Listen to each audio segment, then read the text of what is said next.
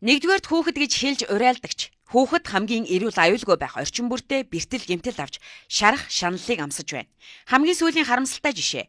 Төв аймгийн Жаргалант суманд нэг гэрийн 3 хүүхэд аав ээжигээ бүх нийтийн цэвэрлэгээнд оролцож явхад нь түүмэрт өртөн нас барсан явдал. Үүнд төрийн бодлого шийдвэр буруутай.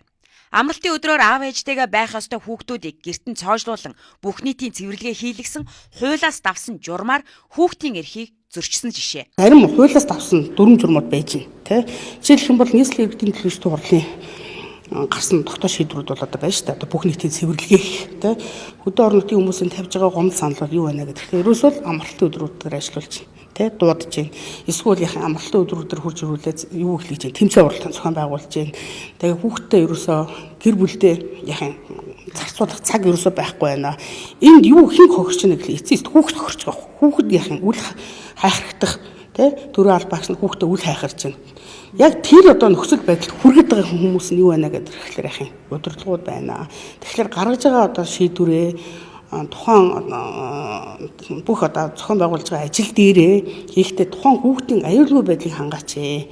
Хэрвээ ингээ хангаагүйс үүдэлтэйгээр одоо жишээлх юм бол энэ хөдөлмөрийн тухай батлагдахаас өмнө бас нэг 3 хүүхэдтэй цэцэрлэгийн дарханд амнаас нь эрсдлээ сая хүртэл одоо ингээд энэ байдал ахаа давтагдж байгаа байхгүй юу. Тэгэхээр энэ дээрээ энэ одоо төрөлсгийн удирдлагууд минь анхаараач. Хууль тогтоомж шийдвэр гаргахдаа энэ хүүхдээ аюулгүй байдлыг нэгдүгээр тавьяч гэдэг асуудлыг тавья. Дараагийн харамсалтай жишээ оройтож ирлээ гэх шалтгаанаар аавда нурууга хүрэн ирээн болтлоо зодуулсан 2 дугаар ангийн бяцхан охин.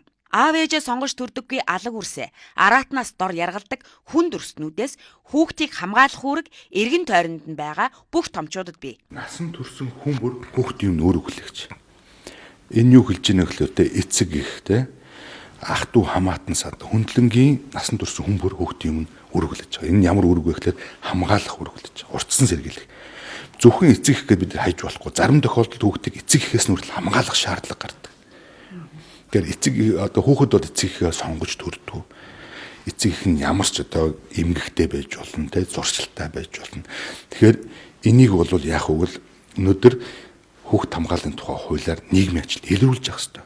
Хүүхэд эрсдэлтэй нөхцөл байна уугүй гэдгийг илрүүлээд хэрвээ тийм байгаа бол урдсан зэрэглэх арга хэмжээг авах хэрэгтэй. 3 дахь хүүхдийн эрх зөрчигдөж байгаа жишээ бол сургуулийн орчин. Хүүхдүүд сургуулийнхаа орчинд хамгийн аюулгүй байж сурч боловсрох эрхтэй атал сургуулийнх нь хашаа руу түрэн орж барилга барьж байна.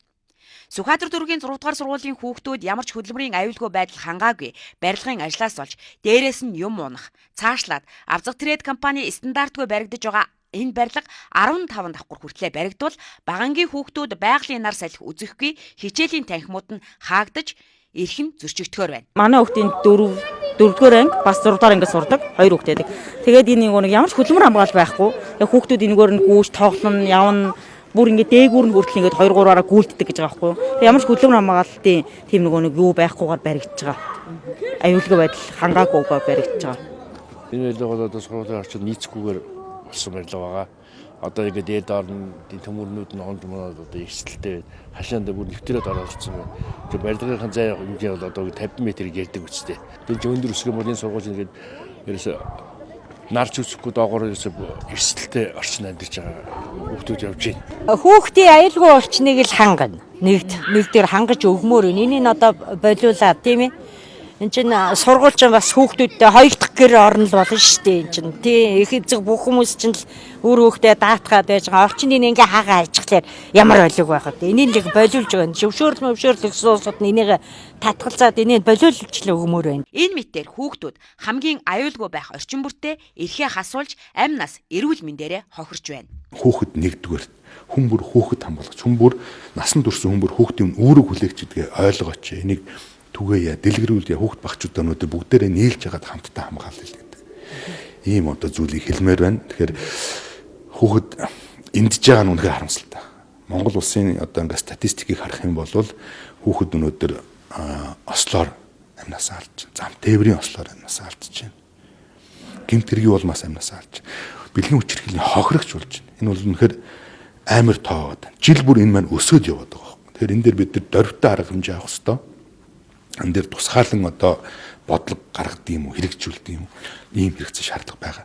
Хүний эрхийн үндэсний комиссийн хувьд бол энэ дээр бас засгийн газар болон одоо холбогдох хүмүүст байгууллагуудад бол энэ дээр арга хэмжээ аваач гэдэг санал зөвлөмжийг бол гаргаж байгаа.